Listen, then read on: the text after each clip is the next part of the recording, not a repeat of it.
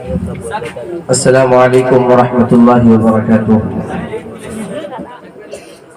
الحمد للہ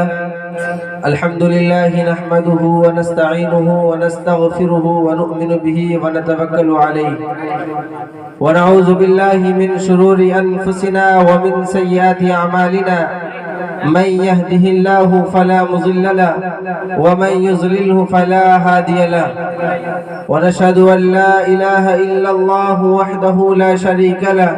ونشهد أن سيدنا ومولانا محمدا عبده ورسوله، أما بعد فأعوذ بالله من الشيطان الرجيم، بسم الله الرحمن الرحيم، والعصر إن الإنسان لفي خسر إلا الذين آمنوا وعملوا الصالحات وتواصوا بالحق وتواصوا بالصبر، صدق الله العظيم وصدق رسوله النبي الكريم، ونحن على ذلك لمن الشاهدين والشاكرين والحمد لله رب العالمين۔ میرے محترم بزرگوں اور دوستو، اللہ تبارک و تعالیٰ کا بے انتہا فضل و کرم اور احسان ہوا کہ اللہ پاک نے ہمیں پاک مجلس میں بیٹھنے کی توفیق عطا فرمائی۔ مزید احسان یہ ہوا کہ اللہ تعالیٰ ہم لوگوں کو تھوڑی دیر کہنے اور سننے کی توفیق عطا فرمائی۔ دعا کرے کہ جو بات بھی کہی جائے اس کے اوپر عمل کرنے کی کوشش کرے، یعنی باتیں بہت ساری سنی جاتی ہے اور باتیں بہت ساری ہوتی ہے، لیکن سننے کا انداز الگ ہوتا ہے، اور ہم سن لیے اور چلے گئے، لیکن وہ چیزیں جو باتیں ہوئی ہیں اس بات کے اوپر عمل نہیں ہے۔ ہر شخص جانتا ہے اور آئے دن سنتے ہوئے آتا ہے، ہر جمعے کو سنتے ہیں اور ہر بیان میں، ہر تقریر میں سنتے ہیں، ہر پروگرام میں سنتے ہیں، لیکن اس کے اوپر میرے محترم بزرگ اور دوستو عمل نہیں ہے، تو یہ سننا ہمارے لیے بیکار جائے گا اور بے فائدہ جائے گا۔ آپ جو مجلس میں بیٹھے ہیں، اس مجلس کی بڑی فضیلت ہے، ہم اور آپ سنتے ہوئے آتے ہیں، جو فضیلت ہے ہم اور آپ جانتے ہیں، لیکن اس کے باوجود میرے محترم بزرگ دوستو مجلس کی بے ادبی بھی کرتے ہیں، اور ہم جو باتیں سن لیتے ہیں اس کے اوپر عمل بھی نہیں ہوتا ہے۔ تو اصل بات یہ ہے اور سب سے اہم چیز یہی ہے کہ جو باتیں آپ حضرات کے سامنے رکھی جاتی ہے، جو باتیں آپ حضرات کے سامنے بتائی جاتی ہے، اس کے اوپر عمل ہو۔ اگر ایک بات کے اوپر بھی ہم عمل کر لیتے ہیں تو میرے محترم بزرگ دوستو یہاں بیٹھنا فائدہ مند ہو جائے گا، اور یہاں کا جو بیٹھنا ہے وہ کامیاب ہو جائے گا۔ لیکن اگر عمل نہیں ہے اور عمل ہم نہیں کریں گے، سنتے ہوئے آئے ہیں کہ پروگرام میں رسماً ہم چلے آئیں اور پروگرام سن کر اپنے اپنے گھروں پہ چلے جائیں گے، اور جس طریقے سے اپنی زندگی گزار رہے تھے اسی طریقے سے ہماری زندگی گزرتی رہے گی، تو میرے محترم بزرگ دوستو ایسا آنا اور ایسا جانا کوئی فائدہ نہیں ہے۔ تو جو آئے ہیں اس آنے کو آپ نفع بخش بنائیں، اس آنے کو آپ فائدہ مند بنائیں۔ فائدہ مند وقت بنے گا جب اس کو اپنے عمل میں لائیں گے، اپنی زندگی کے اندر اس بات کو لائیں گے اور اس چیز کو لائیں گے، تو میرے محترم بزرگ دوستو آپ کا جو آنا ہے وہ یقیناً کامیاب رہے گا اور نفع بخش رہے گا۔ تو اس نیت سے بیٹھے کہ جو باتیں آپ حضرات کے سامنے، ہمارے مولانا بھی آئے ہوئے ہیں تو وہ حضرت بھی آپ کے سامنے بیان کریں گے، تو میرے محترم بزرگ دوستو اس کے اوپر عمل کرنے کی کوشش کریں۔ باتیں بہت ساری ہوتی ہیں، لیکن اگر چند باتیں ہو جائے، چھوٹی سی باتیں ہو جائے، اس کے اوپر عمل ہو جائے، تو میرے محترم بزرگ دوستو ہم کامیاب ہیں، ہم کامیاب ہیں۔ ہم نے قرآن کریم کی ایک چھوٹی سی سورت پڑھی ہے نہیں، مختصر سی سورت ہے، ہم اور آپ میں سے سب، ہر انسان کو یاد ہوتا ہے یہ سورت، سب انسان جانتے ہیں، اور جتنے بھی مسلمان بھائی ہیں ایک لائن کی سورت ہے، سب کو یاد ہے نہیں۔ والعصر ان الانسان لفی خسر الا الذین آمنوا وعملوا الصالحات وتواصوا بالحق وتواصوا بالصبر۔ لیکن میرے محترم بزرگ دوستو اس آیت کے اندر اور اس سورت کے اندر جو معنی ہے، جو مفہوم ہے، جو مطالب ہے، جن کی تشریح ہے، ہم اور آپ جو ہے اس سے باخبر، اس سے بے خبر ہیں، تو اسی کو باخبر کرنے کے لیے میرے محترم بزرگ دوستو آپ کے سامنے چند باتیں آپ کے سامنے عرض کروں گا۔ یہ چھوٹی سی سورت ہے جس کو ہم اور آپ پڑھتے ہیں، آئے دن پڑھتے ہیں، لیکن یہ سورت بہت جامع اور بہت معنی ہے نہیں۔ امام غزالی رحمۃ اللہ علیہ فرماتے ہیں کہ یہ ایک چھوٹی سی سورت کو اللہ تبارک و تعالیٰ نازل کر دیتے ہیں، یعنی کہ سورۃ العصر کو اگر اللہ تبارک و تعالیٰ قرآن کریم کے اندر نازل فرما دیتے اور پورے قرآن کریم کو نازل نہیں کرتے تو یہ سورت جو ہے پوری انسانیت کی ہدایت کے لیے کافی ہو جاتا۔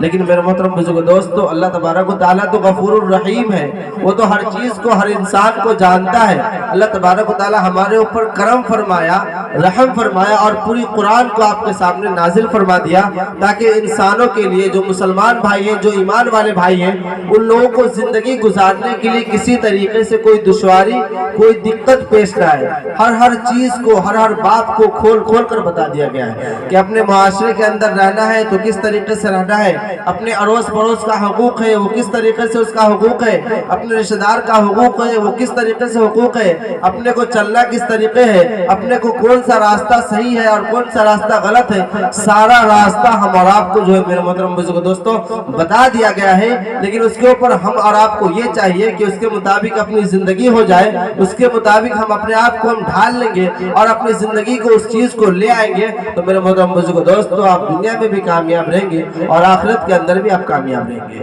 ہے نہیں؟ قرآن کریم کے اندر اللہ رب العزت فرماتے ہیں والعصر، ہے نہیں؟ اس میں قسم کھا رہے ہیں، قسم ہے زمانے کی۔ حالانکہ اللہ تبارک و تعالیٰ جو بات کہہ دے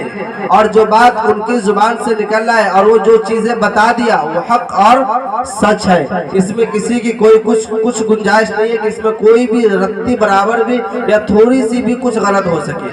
اللہ تبارک و تعالیٰ قسم کھا رہے ہیں، تو قسم کھانے سے کیا مراد ہے نہیں کہ آپ حضرات کے سامنے آپ اپنے معاشرے میں رہتے ہیں، اپنے معاشرے کے اندر آپ ایک دوسرے سے بات کرتے ہیں، ایک دوسرے سے گفتگو کرتے ہیں اور اس گفتگو کے اندر اس بات کے اندر ہم اور آپ اگر کسی کو کوئی بات کا یقین دلانا ہو، آپ کو اپنی بات منوانی ہو تو آپ بھی قسم کھاتے ہیں، ہے نہیں؟ قسم کھانے سے سامنے والے کو یہ سمجھ میں آ جاتا ہے کہ یہ جو بات کہہ رہا ہے یہ 100% صحیح ہے، یہ جھوٹ نہیں بول رہا ہے، اس لیے کہ یہ قسم کھا رہا ہے۔ تو قسم کھانے کے بعد وہ بات پختگی ہو جاتی ہے اور وہ بات پختہ ہو جاتا ہے۔ اس لیے میرے محترم بزرگ دوستو اللہ رب العزت قسم کھا رہے ہیں، حالانکہ ان کو قسم کھانے کی کوئی ضرورت نہیں ہے، لیکن اس کے باوجود بھی اللہ رب العزت قسم کھاتے ہیں کہ قسم ہے زمانے کی، ان الانسان لفی خسر، کہ سارے کے سارے انسان خسارے میں ہیں، جتنے بھی انسان ہیں وہ سارے کے انسان گھاٹے میں ہیں، خسارے میں ہیں۔ اب میرے محترم بزرگ دوستو جب اللہ رب العزت فرما دیا کہ سارے انسان خسارے میں ہیں، سارے انسان گھاٹے میں ہیں، تو فائدے میں کون رہے گا، ہے نہیں؟ کون انسان؟ لیکن میرے محترم بزرگ دوستو آگے 4 لوگوں کے لیے اور 4 طریقے سے 4 جو حیت بتائے ہیں اور 4 صفت بتائے ہیں، وہ 4 چیزوں مستثنا ہے نہیں؟ الا الذین آمنوا، سب سے پہلی چیز جو لوگ ایمان لائے، جو لوگ ایمان لے آئے، ایمان لانے کے بعد وہ خسارے سے نکل گیا۔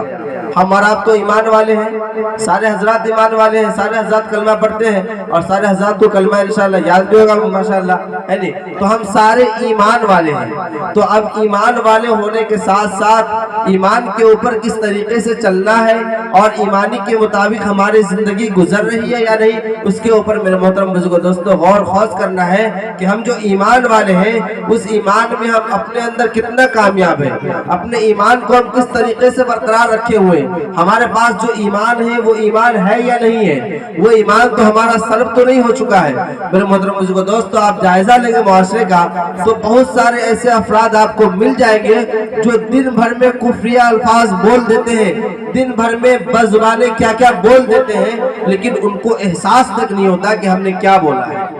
ہم نے کیا بولا ہے۔ ہمارے بڑے اکابرین کو آپ دیکھیں گے اور کتابوں کا مطالعہ کریں گے تو معلوم ہوگا کہ وہ دن بھر میں کیا بولتے تھے اس کو بھی وہ لکھ لیتے تھے کہ ہم نے کیا فلاں بات کہی ہے اور کیا غلط بات کہی ہے نہیں؟ اور اس کے بعد اگر اچھائی ہوتا تو اللہ الحمدللہ اللہ کا شکر ادا کرتے تھے، اور اگر کوئی غلط بات نکل آتی تھی، غلط بات کہہ دیتے تھے تو اس کے لیے استغفار کرتے تھے، معافی مانگتے تھے اللہ سے۔ لیکن ہماری اور آپ کا آپ اپنے جائزہ لیں گے اور اپنے اندازہ کریں گے اپنے معاشرے کا، خود اپنے گریبان میں جھانکیں گے تو آپ کو معلوم ہوگا کہ کتنے حضرات ہیں جو اپنی زبان پر قابو رکھتے ہیں، جو اپنی زبان پر کنٹرول رکھتے ہیں۔ تو سب سے پہلی چیز کیا؟ الا الذین آمنوا، جو لوگ ایمان لائے۔ اب کیا بولتے ہیں، پہلے زمانے قدیم میں حضور علیہ السلام کے زمانے میں لوگ ایمان لاتے تھے اور ایمان لانے کے بعد ان کا ایمان اس قدر مضبوط ہو جاتا تھا، اس قدر سخت ہو جاتا تھا کہ پہاڑ اپنی جگہ سے ہل سکتی تھی، لیکن ان کا ایمان اس قدر مضبوط मजबूत और इस कदर मुस्तहकम था कि उनका ईमान टस से मस नहीं हो सकता था। लेकिन हम अभी के ईमान का जायजा लेंगे और अभी हम खुद अपने ईमान को अगर हम टटोलेंगे और जायजा लेंगे तो हमारा ईमान किस तरीके से है, हम अपने ईमान के ऊपर किस तरीके से अमल कर रहे हैं। अगर कोई चीज मिल जावे, कोई चीज गलत कह देवे और कोई आमदनी की बात आ जावे, कोई माल की बात आ जावे, तो हम फौरन अपने ईमान में कच्चे होने की दलील ये है कि आप अपने फिसल जाते हैं उस माल के पीछे, उस दौलत के पीछे, और जो भी आपका मुनाफे है, जो भी आपके उसके नफा होने वाला चीज है, उसके पीछे अपने ईमान का भी सौदा कर लेते हैं। तो सबसे अहम चीज क्या है, अपने ईमान को मजबूत करना है। अपने ईमान को अगर हम मजबूत कर लेंगे तो हमारा सारा इम्तिहान और सारी मुश्किलात और सारे अमाल आपको करना आसान हो जाएगा। तो सबसे अहम चीज और सबसे अहम बात यही है कि अपने ईमान को मजबूती से बना ले। जो ईमान अल्लाह ताला ने दिया है हमको, हम और आप तो क्या बोलते हैं, पैदा हुए ही ईमान वाले घर में। जब ईमान वाले घर में पैदा हुए हैं तो हमको, हम और आपको क्या, ईमान की जो कीमत होती है वो कीमत हमें मालूम नहीं है, वो कीमत हमें मालूम नहीं है। सहाबा किराम जब ईमान लाया करते थे, जब सहाबा किराम ईमान के अंदर दाखिल हो जाते थे तो उनका ईमान इस कदर मजबूत होता था कि वाक़या के अंदर आप पढ़े होंगे बिलाल हबशी रज़ियल्लाहु अन्हु के बारे में, ये मशहूर वाक़या है। सारे हजरात जो भी जमात के अंदर वक्त लगाते हैं, तबलीगी जमात के अंदर, वो इस वाक़े को बारहा बयान करते रहते हैं। तो ये वाक़या सिर्फ सुनने के ही नहीं है कि बस किताबों के अंदर लिख दिया गया, ये यूं ही नहीं है। आप अगर सोचेंगे और उसको अगर परखेंगे तो आपकी रोंगटे खड़े हो जाएंगे, रोंगटे खड़े हो जाएंगे। इस कदर तकालीफ और इस कदर मुशक्कत उठाने के बावजूद ये ईमान हम तक आया है,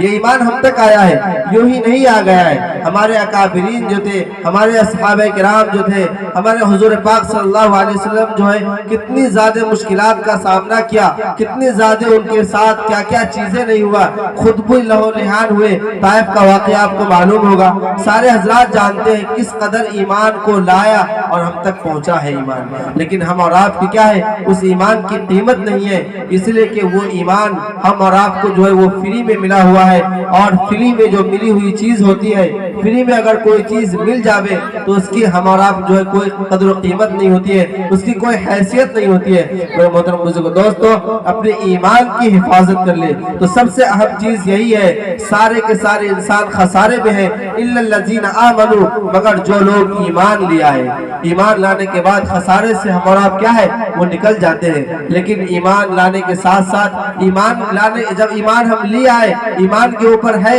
हम मुसलमान कहलाते हैं, आखिरी नबी मोहम्मद अरबी सल्लल्लाहु अलैहि वसल्लम के हम उम्मती कहलाते हैं। लेकिन उस उम्मती कहलाने के बाद जो ईमान हमारे पास है, उस ईमान के साथ आपके ऊपर क्या हुकूक है, आपके ऊपर क्या जिम्मेदारी है, आपको किस तरीके से जिंदगी गुजारनी है, अपने ईमान को किस तरीके से बाकी रखेंगे, उसके लिए आगे मेरे मोहतरम बुजुर्ग दोस्तों बताया गया, वामिलुस सालिहात, नेक अमाल के जरिए से, है नहीं, नेक अमाल करने वाला, नेक अमल करने वाला वो भी खसारे से निकल जाता है। मेरे मोहतरम बुजुर्ग दोस्तों, नेक अमाल क्या है, हम और आप जानते हैं। जो भी काम है, हर काम अल्लाह तबारक व तआला ने बता दिया है। हुजूर पाक सल्लल्लाहु अलैहि वसल्लम ने सारी चीज को खोल खोल कर बता दिया गया है कि हम और आपको पेशाब कैसे करनी है, हम और आपको दूसरे से मुलाकात करेंगे तो वो किस तरीके से मुलाकात होगी, हम और आप जो है किसी से अगर सलाम करेंगे, किसी के सामने जाएंगे, किसी से गुफ्तगू करेंगे और हम चलेंगे, तो हर चीज को, यानी कि छोटी सी छोटी चीज को हुजूर पाक सल्लल्लाहु अलैहि वसल्लम ने खोल खोल कर बता दिया गया है और बताया गया है। लेकिन अब क्या है, हम और आप क्या है, उसको जानकर उसके ऊपर अमल करने की कोशिश करें, है नहीं। वामिलुस सालिहात का मतलब है कि आप जो भी अमाल करें, जो भी नेक अमाल करें, नमाज वगैरह है, नमाज की पाबंदी हो, नमाज की पाबंदी हो, सदका ज़कात खैरात वगैरह जो भी अहकाम है, जो भी अरकान है इस्लाम के, जो भी रुकन है, उसको फॉलो करें, उसको बजा लाए, तो वामिलुस सालिहात के अंदर दाखिल होंगे। लेकिन हम और आप जो है, आप किस कदर से आपका ईमान है, हम खुद अंदाजा लगाएंगे, है नहीं। बारहा बताया जाता है और बारहा कुछ याद दहानी के लिए बताया जाता है नहीं, कि मस्जिदें वीरान रहती है, मस्जिद के अंदर गिने चुने चंद अफराद नमाज के लिए आते हैं और बाकी अफराद जो है गांव में रहकर के भी नमाज के लिए नहीं आ पाते हैं, है नहीं। तो इसको कौन पुर करेगा, इसको कौन पुर करेगा। मेरे मोहतरम बुजुर्गों दोस्तों, अगर मस्जिदें वीरान रहेगी, मस्जिद को अगर कोई पुर करने वाला नहीं होगा, तो मेरे मोहतरम बुजुर्गों दोस्तों, ये मस्जिद भी आपके लिए, बस्ती वालों के लिए बद्दुआ करेगी। اور اگر مسجد بددعا کر دے تو کوئی بھی انسان بچ نہیں سکتا ہے۔ تو میرے محترم بزرگوں دوستو، اس کی یہ کوشش ہونی چاہیے کہ پانچوں وقت کے اندر مسجد کے اندر حاضری ہو، تب ہم اپنے ایمان کے اندر کامیاب ہیں۔ لیکن سب سے بڑی کمی اور سب سے بڑی کوتاہی تو ہمارے اندر نماز کے اندر ہی پائی جاتی ہے۔ تو دوسرے ارکان دو اور چھوڑ دیجئے، جو سب سے اہم عبادت ہے، سب سے اہم عبادت ہے، یہ ایک ایسی عبادت ہے جس کو بتایا گیا ہے کہ کسی بھی حال میں معافی نہیں ہے، لیکن ہم اور آپ اذان کی آواز روزانہ سنتے ہیں، پانچوں وقت کی اذان سنتے ہیں، حی علی الصلاۃ بھی پکارا جاتا ہے، حی علی الفلاح بھی پکارا جاتا ہے، آؤ کامیابی کی طرف، آؤ نماز کی طرف۔ لیکن میرے محترم بزرگ دوستو، ہماری اور آپ کی کامیابی بازار ہے، ہماری اور آپ کی کامیابی گھر کے کام ہے، اور گھر میں جو لہو لعب ہے، بات چیت ہے، وہ ہمارا جو ہے کامیابی سمجھے کہ یہ ہمارے لیے کامیابی ہے۔ میرے محترم بزرگ دوستو، کامیابی وہ نہیں ہے، کامیابی اللہ رب العزت نے وہاں وعدہ کیا ہے کہ آپ مسجد میں آئے، مسجد کے اندر اللہ تبارک و تعالیٰ سے مانگے، جو بھی حاجات ہو، جو بھی ضروریات ہو، آپ اللہ تبارک و تعالیٰ سے براہ راست مانگے۔ اللہ تبارک و تعالیٰ تو وہ ہے جو آپ کو براہ راست مانگنے پر وہ چیزیں عطا کر دیں گے۔